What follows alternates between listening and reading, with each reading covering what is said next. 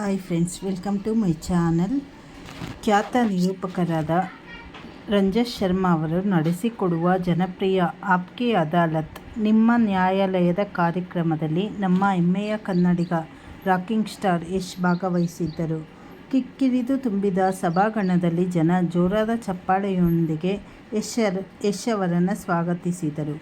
ಮಾತುಕತೆ ಆರಂಭವಾಗುವ ಮುನ್ನವೇ ಯಶ್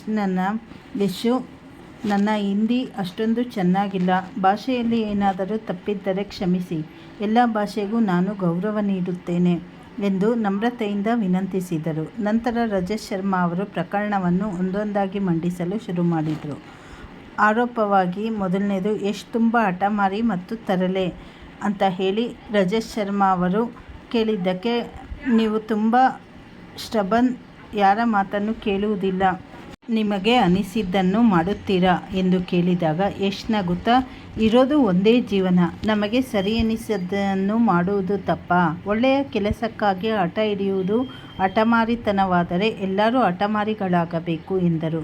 ತಮ್ಮ ಬಾಲ್ಯದ ದಿನಗಳನ್ನು ನೆನಪಿಸಿಕೊಂಡ ಯಶ್, ತಂದೆ ತುಂಬ ಸ್ಟ್ರಿಕ್ಟ್ ಆಗಿದ್ದರು.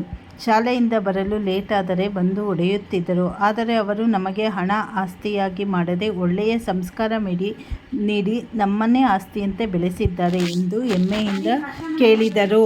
ಆರೋಪ 2, ಪ್ಯಾನ್ ಇಂಡಿಯಾ ಸ್ಟಾರ್ ಆದರೂ ತಲೆಗೆ ಹತ್ತದ ಅಹಂಕಾರ ಅಂತ ಹೇಳಿ ಕೇಳಿದ್ದಕ್ಕೆ, ಚಿತ್ರರಂಗದ ಹಿನ್ನೆಲೆ ಇಲ್ಲದೆ ಬಂದು ಪ್ಯಾನ್ ಇಂಡಿಯಾ ಸೂಪರ್ ಸ್ಟಾರ್ ಆದರೂ ಯಶ್ ಅವರಿಗೆ ಅಹಂಕಾರ ಬಂದಿಲ್ಲ ಎನ್ನುವುದು ರಂಜನ್ ಶರ್ಮಾ ಉಲ್ಲೇಖಿಸಿದರು. ಅದಕ್ಕೆ ಯಶ್, ಈ ಶುಕ್ರವಾರ ನಾವು ಸ್ಟಾರ್ ಆಗಿರಬಹುದು, ಮುಂದಿನ ಶುಕ್ರವಾರ ಏನೂ ಇಲ್ಲದಿರಬಹುದು, ಅಭಿಮಾನಿಗಳ ಹೃದಯದಲ್ಲಿ ಉಳಿಯುವುದು ಮುಖ್ಯವೇ ಹೊರತು ಪ್ಯಾನ್ ಇಂಡಿಯಾ ಎಂಬ ಬಿರುದು ಅಲ್ಲ ಎಂದು ಬಹಳ ಸರಳವಾಗಿ ಉತ್ತರಿಸಿದರು.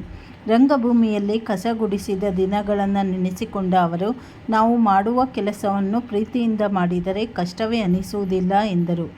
ಆರೋಪ 3, ಸ್ಕ್ರಿಪ್ಟ್ ಕೇಳುವುದು ಮತ್ತು ಸಂಭಾವನೆ ಅಂತ ಹೇಳಿದ್ದಕ್ಕೆ, ಧಾರಾವಾಹಿಗಳಲ್ಲಿ ನಟಿಸುತ್ತಿದ್ದಾಗ 7 ಸಿನಿಮಾಗಳ ಆಫರ್ ಬಂದಾಗ ಸ್ಕ್ರಿಪ್ಟ್ ಕೇಳಿದ್ದನ್ನು ರಂಜನ್ ಶರ್ಮಾ ಪ್ರಶ್ನಿಸಿದರು. ಅದಕ್ಕೆ ಯಶ್, ಧಾರಾವಾಹಿ ನಟರಾದ ತಕ್ಷಣ ಸಿಕ್ಕಿದ ಸಿನಿಮಾ ಮಾಡಬೇಕಾ? ನಟನಿಗೆ ಕತೆ ಇಷ್ಟವಾಗಬೇಕು, ಆಗಷ್ಟೇ ಪ್ರೇಕ್ಷಕರಿಗೆ ಇಷ್ಟವಾಗುತ್ತದೆ. ನಾನು ಬರೀ ನಟನಾಗಿ ಕೆಲಸ ಮಾಡುವುದಿಲ್ಲ, ಸಿನಿಮಾದ ಜವಾಬ್ದಾರಿ ತೆಕ್ಕೊಂತೀನಿ ಎಂದು ಸ್ಪಷ್ಟವಾಗಿ ಹೇಳಿದರು.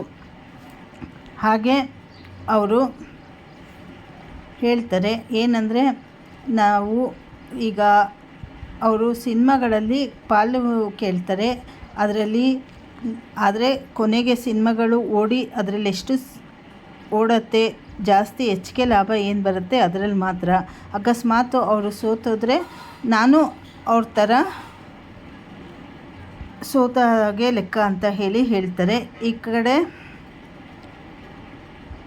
ಶಾರುಖ್ ಖಾನ್ ಆಮಿರ್ ಖಾನ್ ಸಿನಿಮಾಗಳ ಜೊತೆ ಕ್ಲಾಶ್ ಅಂತ ಕೇಳಿದಾಗ, ಶಾರುಖ್ ಖಾನ್ ಅವರ ಜೀರೋ ಸಿನಿಮಾ ಜೊತೆ KGF ಕ್ಲಾಶ್ ಆದ ಬಗ್ಗೆ ಕೇಳಿದಾಗ, ನಾನು ಶಾರುಖ್ ಖಾನ್ ಅವರ ದೊಡ್ಡ ಫ್ಯಾನು, 5 ಭಾಷೆಗಳಲ್ಲಿ ಪ್ಯಾನ್ ಇಂಡಿಯಾ ಸಿನಿಮಾ ರಿಲೀಸ್ ಮಾಡುವಾಗ ಕ್ಲಾಶ್ ಸಾಮಾನ್ಯ, ಅವರ ಹಿರಿಯ ನಟನೆಯ ಸೇವೆಯನ್ನು ನಾನು ಗೌರವಿಸುತ್ತೇನೆ ಎಂದರು.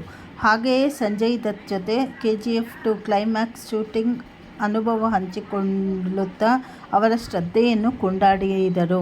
ಆಮೇಲೆ ಕೇಳ್ತಾರೆ, ಅಭಿಮಾನಿಗಳ ಪ್ರಾಣತ್ಯಾಗ ಮತ್ತು ಯಶ್ ನಿಲುವು ಏನು ಅಂತ ಕೇಳಿದ್ದಕ್ಕೆ, ಅಭಿಮಾನಿಯೊಬ್ಬ ಆತ್ಮಹತ್ಯೆ ಮಾಡಿಕೊಂಡಾಗ ಮತ್ತು ಕಟೌಟ್ ಕಟ್ಟುವಾಗ ಕೈ ಮುರಿದುಕೊಂಡ ಘಟನೆಗಳ ಬಗ್ಗೆ ಬೇಸರ ವ್ಯಕ್ತಪಡಿಸಿದ ಯಶ್, ನನಗಾಗಿ ಸಮಯ ಜೀವ ವ್ಯರ್ಥ ಮಾಡಬೇಡಿ, ತಂದೆ ತಾಯಿಯನ್ನು ಚೆನ್ನಾಗಿ ನೋಡಿಕೊಳ್ಳಿ, ನಿಮ್ಮ ಜೀವನದಲ್ಲಿ ಸಾಧನೆ ಮಾಡಿ ಎಂದು ಅಭಿಮಾನಿಗಳಿಗೆ ಕಿವಿಮಾತು ಹೇಳಿದರು.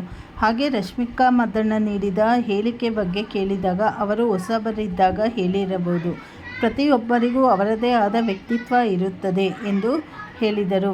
ಈ ಕಡೆ ಆರೋಪ ಮಾಡ್ತಾರೆ, ಟಾಕ್ಸಿಕ್ ಸಿನಿಮಾದಲ್ಲಿ ಬೋಲ್ಡ್ ಲುಕ್ ಮತ್ತು ಡಬಲ್ ಸ್ಟ್ಯಾಂಡರ್ಡ್ ಅಂತ ಕೇಳಿದಾಗ, ಟಾಕ್ಸಿಕ್ ಸಿನಿಮಾದಲ್ಲಿ ಬೋಲ್ಡ್ ಸೀನುಗಳು ಮತ್ತು ಭಾಷೆಯ ಬಗ್ಗೆ ಕೇಳಿದಾಗ ಯಶ್ ನಗುತ್ತಾ, ನಾವು ಸಿನಿಮಾಗೆ A fairy tale of the grown ups ಅಂತ ಕೆಳಗೆ ಬರೆದಿದ್ದೇವೆ, ಸಣ್ಣ ಮಕ್ಕಳು ಈ ಸಿನಿಮಾದಿಂದ ದೂರ ಇರಿ ಎಂದು ಸ್ಪಷ್ಟವಾಗಿ ಹೇಳಿದ್ದೇವೆ, ಇದು ಪಾತ್ರಕ್ಕಾಗಿ ಮಾಡಿದ್ದು ಅಷ್ಟೇ ಎಂದು ಸ್ಪಷ್ಟನೆ ನೀಡಿದರು. ಹಾಗೆಯೇ ತಮ್ಮ ಇನ್ಸ್ಟಾಗ್ರಾಮ್ನಲ್ಲಿ ಹೆಂಡತಿಯನ್ನು ಮಾತ್ರ ಫಾಲೋ ಮಾಡುವ ಬಗ್ಗೆ ಕೇಳಿದಾಗ, ನನ್ನ ಹೆಂಡತಿ ರಾಧಿಕಾ ನನ್ನ ಜೀವನದ ಪ್ರಮುಖ ವ್ಯಕ್ತಿ. ಅವಳು ನನ್ನ ಕಷ್ಟದ ದಿನಗಳಿಂದ ಜೊತೆ ಇದ್ದಾಳೆ ಎಂದು ಪ್ರೀತಿ ವ್ಯಕ್ತಪಡಿಸಿದರು.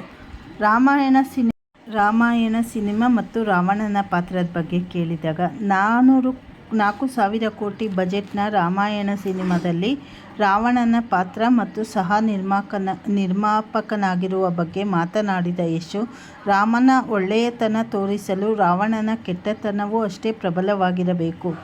ರಾಮಾಯಣ ಮತ್ತು ಟಾಕ್ಸಿಕ್ 2 ಗ್ಲೋಬಲ್ ಸಿನಿಮಾಗಳಾಗಿವೆ ಎಂದು ತಿಳಿಸಿದರು. ರಾಜಕೀಯಕ್ಕೆ ಬರುವ ಪ್ರಶ್ನೆಗೆ, ರಾಜಕೀಯಕ್ಕೆ ನೀವು ಬರ್ತೀರಾ? ಈಗ ವಿಜಯ್ ಅವರು ತಮಿಳ್ನಾಡಲ್ಲಿ ಬಂದಿದ್ದಾರೆ ಅಲ್ವಾ, ನಿಮಗೂ ಒಳ್ಳೆ ಫ್ಯಾನು ಇದ್ದಾರೆ ಅಂತ ಹೇಳಿದ್ದಕ್ಕೆ ಅವರು ಹೇಳ್ತಾರೆ, ಸದ್ಯಕ್ಕೆ ನನ್ನ ಆದ್ಯತೆ ಏನಿದ್ರು ಸಿನಿಮಾಕ್ಕೆ, ಅದ್ರ ಬಗ್ಗೆ ನಾನೇನು ಯೋಚನೆ ಮಾಡಿಲ್ಲ ಅಂತ ಹೇಳ್ತಾರೆ. ಈ ಕಡೆ ರಾಮಾಯಣದ ಬಗ್ಗೆ ಕೇಳಿದಾಗ, ನೀವು ರಾಮ ಆಗ್ಬೋದಾಯ್ತಲ್ಲ ಅಂತ ಹೇಳಿದಾಗ, ರಾಮನ್ಗಿಂತ ರಾವಣನಿಗೆ ತುಂಬ ಇದಿರೋದು. ರಾವಣನ ನಾವು ತೋರಿಸಿದ್ರೆ ತಾನೇ ಈ ಕಡೆ ರಾಮನಿಗೆ ಒಂದು ಹೆಚ್ಚಿನ ಬೆಲೆ ಸಿಗೋದು ಅನ್ನೋ ಹಾಗೆ ಹೇಳಿದ್ದಾರೆ. ಹಾಗೆ ಅವರ ಜೀವನದಲ್ಲಿ ಕೆಲವು ಬಗ್ಗೆ ಹೇಳಿದ್ದಾರೆ. ನೀವು ನಿಮ್ಮ ಫ್ಯಾನ್ಸ್ ಹತ್ತಾಗ ಯಾಕೆ ಹೋಗಿಲ್ಲ? ಅವರು ಸಿದ್ದರಾಮಯ್ಯ ಮತ್ತು ಯಶನ್ನ ನೋಡಬೇಕು ಅಂತ ಇದ್ದರು. ಕರ್ನಾಟಕದಲ್ಲಿ ಸಿದ್ದರಾಮಯ್ಯ ಹೋಗಿದ್ರು, ನೀವು ಹೋಗಿಲ್ಲ ಅಂದಿದ್ದಕ್ಕೆ ಯಶ್ ಅವರು ಒಂದೇ ಮಾತು ಹೇಳೋದು, ನಾನು ಏನಾದರೂ ಹೋಗಿದ್ದರೆ ಮತ್ತು ತುಂಬ ಜನ ಅದನ್ನು ಫಾಲೋ ಮಾಡ್ತಾಯಿದ್ರು, ನಾವು ಸತ್ತರೆ ಅವ್ರು ಬರ್ತಾರೆ ಅಂತ ಹೇಳಿ. ಇದು ನಾವು ಜನತೆಗೆ ತಪ್ಪು ಸಂದೇಶ ನೀಡಿದ ಹಾಗೆ ಆಗುತ್ತದೆ.